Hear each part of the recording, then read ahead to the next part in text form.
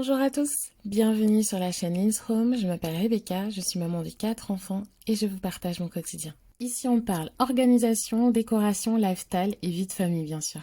Si ce contenu t'intéresse, n'hésite surtout pas à t'abonner. Aime, partage et commente afin d'aider au référencement de cette chaîne. Surtout active la cloche de notification afin d'être informé des derniers posts. Aujourd'hui, je vous présente 2 recettes de smoothie. La première, c'est un smoothie vert que j'aime énormément et la deuxième, ce sera un smoothie aux fruits rouges. Donc premièrement, j'y ajoute de l'eau minérale. Je vais ajouter de l'avocat, des épinards crus. Alors l'avocat, c'est un fruit qui a énormément de bienfaits. Il est bon pour la digestion car il est riche en fibres.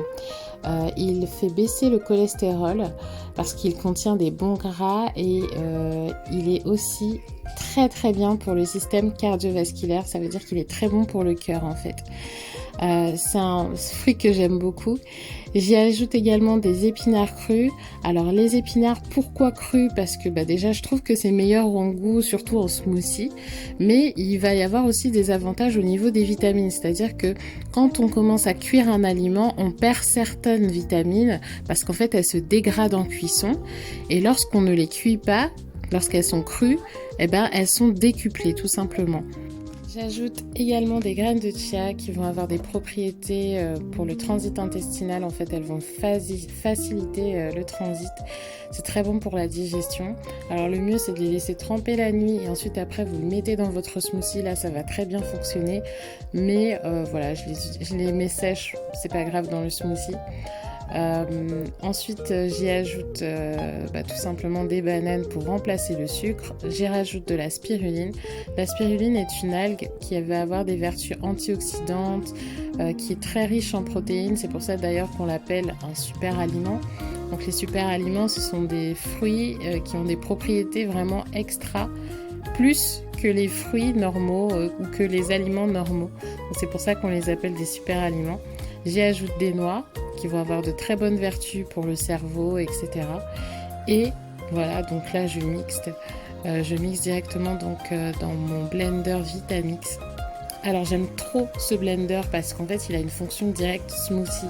J'ai pas besoin de rester à côté, je peux ranger mes affaires et le laisser tourner en mode smoothie. Donc ça dure 50 secondes et vraiment je trouve cette machine...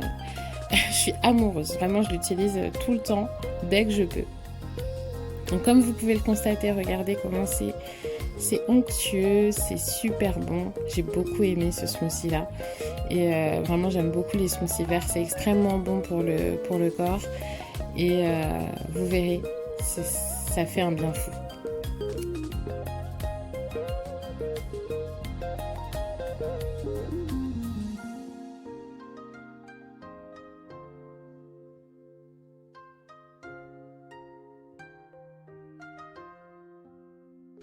Le pitaya aux fruits du dragon va être riche en eau.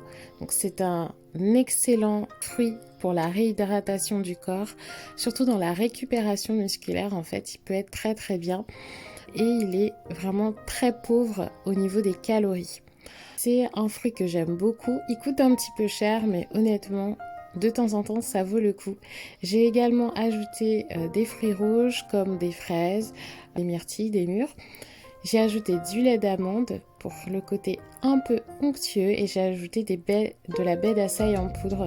Donc elle est riche en fer, en vitamine C, en oméga 6 et 9 et c'est un puissant antioxydant aussi. Donc les antioxydants en fait ils vont permettre d'empêcher ou de retarder le vieillissement de l'organisme. Donc il va vous permettre en fait de prendre soin de votre corps, de votre peau et de tout ce qui s'ensuit.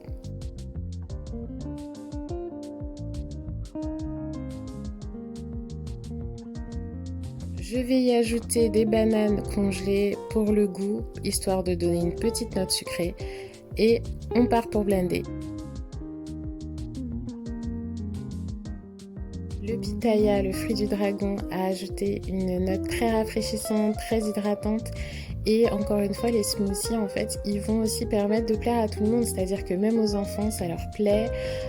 Moi, j'ai une petite préférence pour le smoothie vert qui va être moins sucré. Et je sais pas, j'ai une préférence pour celui-là. En tout cas, j'espère que ces 2 recettes vous auront plu. N'hésitez pas à commenter et à me dire ce que vous en pensez. Et je vous dis à bientôt.